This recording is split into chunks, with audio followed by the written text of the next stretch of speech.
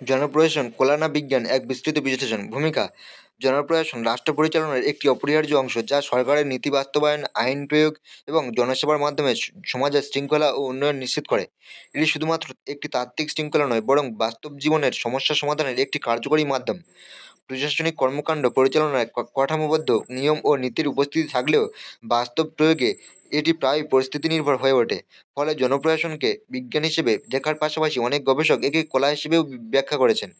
বিজ্ঞান সাধারণত নির্দিষ্ট নিয়ম ও পরীক্ষিত সূত্রের ভিত্তিতে গড়ে ওঠে, যা সার্বজনীনভাবে প্রয়োগযোগ্য। অন্যদিকে কলা বা শিল্পের ক্ষেত্রে সৃজনশীলতা, অভিজ্ঞতা ও মানবিক সংবেদনশীলতা গুরুত্বপূর্ণ ভূমিকা পালন করে। প্রশাসনের ক্ষেত্রেও এই দুই বৈশিষ্ট্যের উপস্থিতি লক্ষ্য করা যায়। একদিকে প্রশাসনের নীতিগুলো নির্দিষ্ট কাঠামোর মধ্যে পরিচালিত হয়, যা একে বিজ্ঞান বলে প্রতিষ্ঠা করে। অন্যদিকে একজন দক্ষ প্রশাসকের সিদ্ধান্ত গ্রহণ ও বাস্তব প্রয়োগের ক্ষেত্রে ব্যক্তিগত দক্ষতা, সৃজনশীলতা ও মানবিক মূল্যবোধ গুরুত্বপূর্ণ হয়ে ওঠে, যা প্রশাসনকে কলার পর্যায়ে নিয়ে আসে। এই বিতর্কের সমাধানে জনপ্রশাসনের তাত্ত্বিক দিক ও বাস্তব প্রয়োগকে গভীরভাবে বিশ্লেষণ করার প্রয়োজন। জনপ্রশাসনের মধ্যে বৈজ্ঞানিক কাঠামোর উপস্থিতি ও বাস্তব প্রয়োগ নমনীয়তা কীভাবে একে বিজ্ঞান ও কলার সংমিশ্রণ করে তুলেছে, তা বিশদভাবে পর্যালোচনা করা হবে। জনপ্রশাসনের বৈজ্ঞানিক দিক: জনপ্রশাসন বিজ্ঞান হিসেবে বিবেচনা করার পক্ষে কিছু গুরুত্বপূর্ণ যুক্তি রয়েছে। বিজ্ঞানের মূল ভিত্তি হল নির্দিষ্ট নীতির অনুসরণ, পর্যবেক্ষণ, বিশ্লেষণ এবং পূর্বানুমানযোগ্য ফলাফল। প্রশাসনিক কর্মকাণ্ড পরিচালনার জন্য নির্দিষ্ট কাঠামো, নিয়ম ও পদ্ধতি নির্ধারিত থাকে, যা একে বিজ্ঞান হিসেবে প্রতিষ্ঠিত করে। প্রশাসনের ক্ষেত্রে নির্দিষ্ট নীতি ও কাঠামো অনুসরণ করা হয়, যা কার্যক্রম পরিচালনার ক্ষেত্রে শৃঙ্খলা নিশ্চিত করে। উদাহরণস্বরূপ, ম্যাক্স ওয়েবারের আমলাতান্ত্রিক তত্ত্ব প্রশাসনিক কাঠামোর একটি বৈজ্ঞানিক ভিত্তি প্রদান করে। তার মতে, প্রশাসন পরিচালনার ক্ষেত্রে নির্দিষ্ট নিয়ম, দায়িত্বের বিভাজন, ক্ষমতার সুষম বণ্টন ও আনুষ্ঠানিক কাঠামো থাকা আবশ্যক। এই কাঠামোগত দৃষ্টিভঙ্গি প্রশাসনকে পূর্বানুমানযোগ্য ও কার্যকর করে তোলে, যা বিজ্ঞানের মূল বৈশিষ্ট্যের সঙ্গে সামঞ্জস্যপূর্ণ।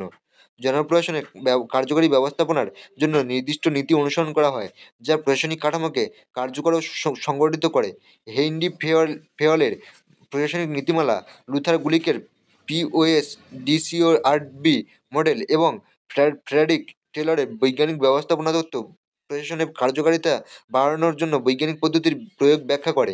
এগুলো প্রশাসনের কাঠামো, পরিকল্পনা, সমন্বয়, নিয়ন্ত্রণ ও কার্যপ্রণালীকে সুসংবদ্ধভাবে গড়ে তোলে, যা প্রশাসনকে বিজ্ঞান হিসেবে প্রতিষ্ঠিত করে। এছাড়া প্রশাসনিক গবেষণা ও তথ্য উপাত্ত বিশ্লেষণের মাধ্যমে সিদ্ধান্ত গ্রহণ প্রক্রিয়ায় আরও কার্যকর ও বাস্তবমুখী হয়ে ওঠে।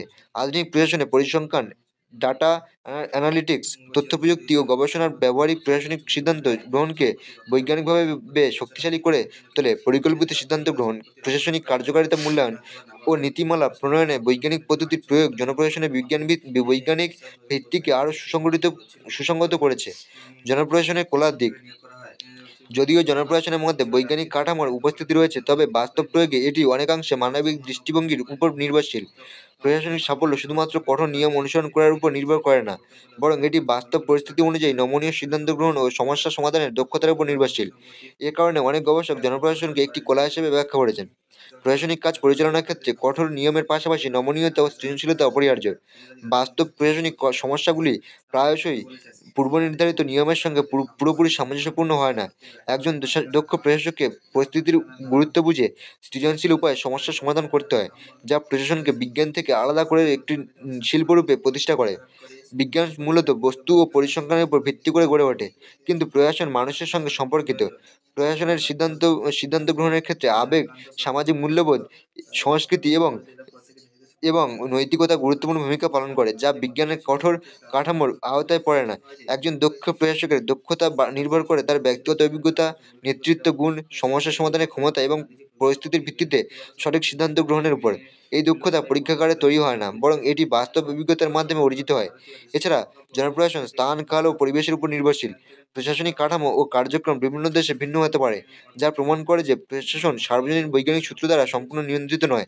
বিভিন্ন দেশের রাজনৈতিক, অর্থনৈতিক ও সামাজিক বাস্তবতার ভিত্তিতে প্রশাসনিক কাঠামো ও কার্যপ্রণালী পরিবর্তিত হয়, যা এটিকে বিজ্ঞান থেকে আলাদা করে তোলে। জনপ্রশাসন বিজ্ঞান ও কলার সমন্বয়।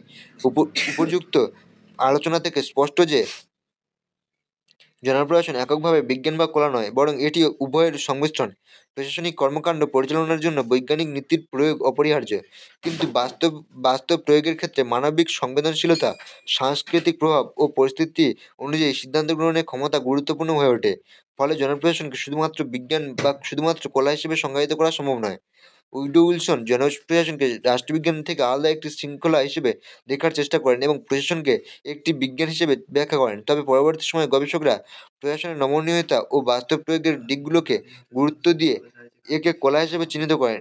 ডুয়াউট ওয়াল্ডোর মতে প্রশাসন একটি রাজনৈতিক ও সামাজিক প্রভাবাধীন শৃঙ্খলা, যেখানে নৈতিকতা, সামাজিক মূল্যবোধ ও রাজনৈতিক প্রভাব গুরুত্বপূর্ণ ভূমিকা রাখে। আধুনিক প্রশাসনে বিজ্ঞান ও কলার সংমিশ্রণ আরও স্পষ্ট হয়ে উঠেছে। Digital governments, e governments, new public management, NPM এবং বিগ ডাটা অ্যানালিটিক্সের মতো নতুন প্রশাসনিক মডেলগুলোতে বিজ্ঞানের কাঠামো ও কলার নমনীয়তার সংমিশ্রণ দেখা যায়। উপসংহার: জনপ্রশাসনকে এককভাবে বিজ্ঞান বা কলা হিসেবে সংজ্ঞায়িত করা সম্ভব নয়। এটি একটি হাইব্রিড ক্ষেত্র, যেখানে বৈজ্ঞানিক কাঠামো ও মানবিক দক্ষতার সমন্বয় অপরিহার্য।